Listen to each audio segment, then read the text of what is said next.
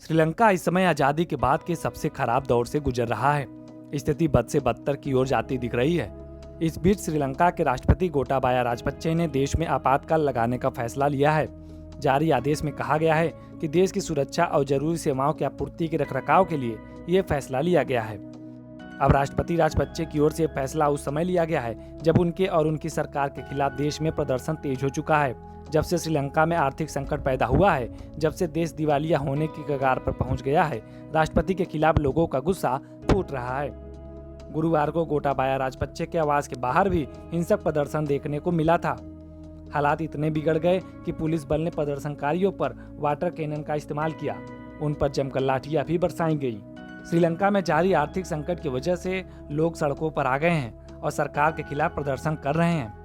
स्थानीय मीडिया के मुताबिक देश में मौजूदा स्थिति सार्वजनिक सुरक्षा और कानून व्यवस्था के मद्देनजर और समुदाय के जीवन के लिए जरूरी आपूर्ति और सेवाओं के रखरखाव को ध्यान में रखते हुए आपातकाल लगाया गया है।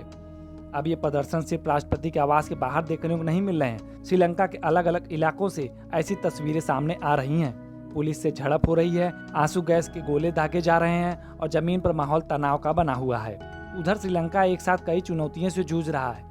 बिजली का बड़ा संकट खड़ा हो चुका है। घंटों के लिए देश अंधेरे में रहने को मजबूर हो रहा है। बसों और वाहनों के लिए फिलिंग स्टेशनों पर अब डीजल नहीं बचा है।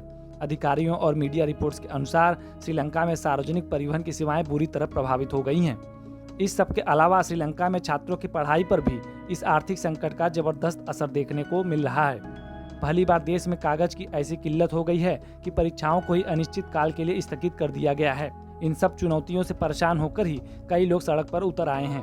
श्रीलंका वर्तमान में विदेशी मुद्रा की कमी का सामना भी कर रहा है, तो खाने के साथ साथ ईंधन, बिजली और गैस की कमी भी हो गई है और आर्थिक सहायता के लिए मित्र देशों से सहायता मांगी जा रही है। श्रीलंका में रोजाना कम से कम 10 घंटे बिजली कटौती हो रही है। साथ ही श्रीलंका की मुद्रा में भी गिरावट आई है। इस खबर में बस इतना ही। ज्यादा अपडेट्स के लिए बने रहिए वन इंडिया हिंदी के साथ।